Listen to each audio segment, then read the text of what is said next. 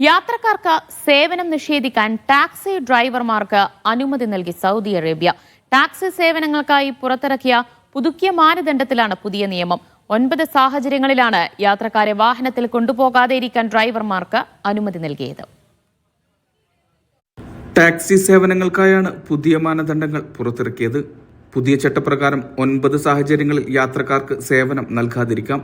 അവ ഇപ്രകാരമാണ്: യാത്രക്കാർ വാഹനത്തിൽ പുകവലിക്കുകയോ ഭക്ഷണം കഴിക്കുകയോ ചെയ്താൽ, യാത്രക്കാരുടെ എണ്ണം സീറ്റുകളുടെ എണ്ണത്തേക്കാൾ കൂടുതലാകുന്ന സാഹചര്യം, യാത്രക്കാർ സീറ്റ് ബെൽറ്റ് ധരിക്കാതിരുന്നാൽ, അക്രമകരമായ പെരുമാറ്റം അല്ലെങ്കിൽ മയക്കുമരുന്ന് ഉപയോഗത്തിന്റെ ലക്ഷണങ്ങൾ, അറിയാത്ത ഡെസ്റ്റിനേഷനിലേക്ക് സേവനം നൽകാൻ ആവശ്യപ്പെടുക, വാഹനത്തിന് കേടുപാട് വരുത്തുക, സാമൂഹ്യ മര്യാദകളും പെരുമാറ്റച്ചട്ടങ്ങളും പാലിക്കാതെ പെരുമാറുക, മറ്റ് യാത്രക്കാരോട് മോശമായും അശ്രദ്ധമായും പെരുമാറൽ, പൊതുവായ നിയമലംഘനങ്ങൾ തുടങ്ങിയ സാഹചര്യങ്ങളിലാണ് സേവനം നിഷേധിക്കാൻ കഴിയുക. വാഹനത്തിന്റെ പ്രവർത്തന കാലാവധി 5 വർഷം കവിയരുത്. ട്രാഫിക് സിസ്റ്റത്തിൽ രജിസ്റ്റർ ചെയ്തിരിക്കണം.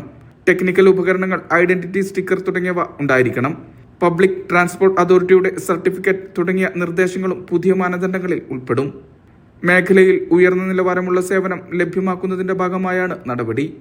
Mishal Cherpulassery, media 1, Riyadh.